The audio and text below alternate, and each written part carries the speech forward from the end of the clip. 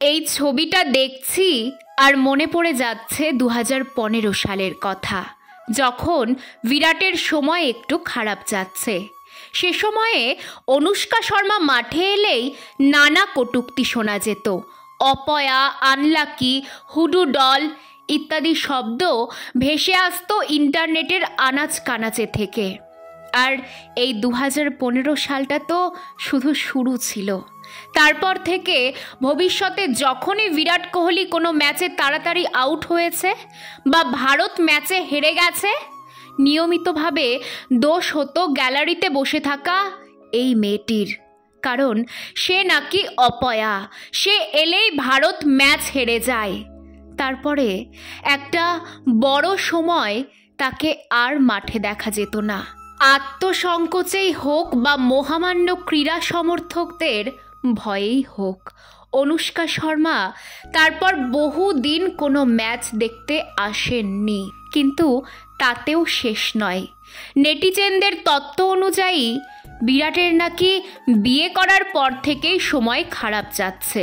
মাঠে মাঠে প্ল্যাকার্ড, মত আও ভাবি।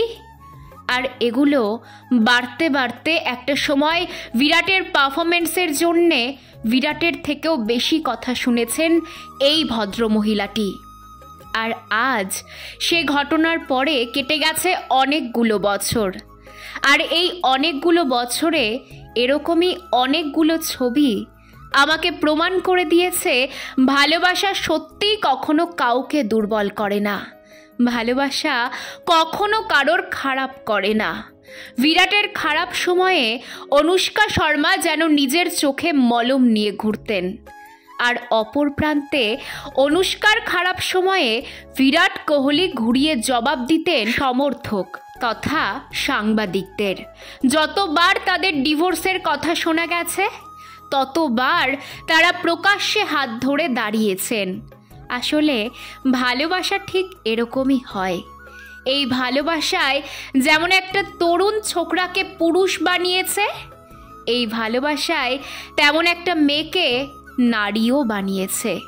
ভালোবাসা একটা ব্যাড বয়কে গুড বয় বানিয়েছে। ভালোবাসায় একটা গুড গার্লকে আরও গুড গার্ল বানিয়েছে।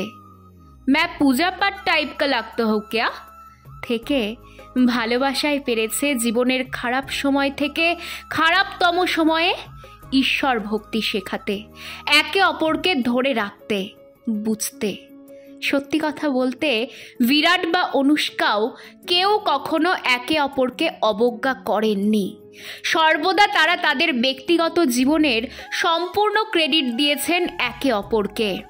ফলত আমরা দেখেছি অস্ট্রেলিয়ার মাটিতে মধ্যমা দেখানো বিরাট কোহলিকে হার মেনে নেওয়া শিখতে।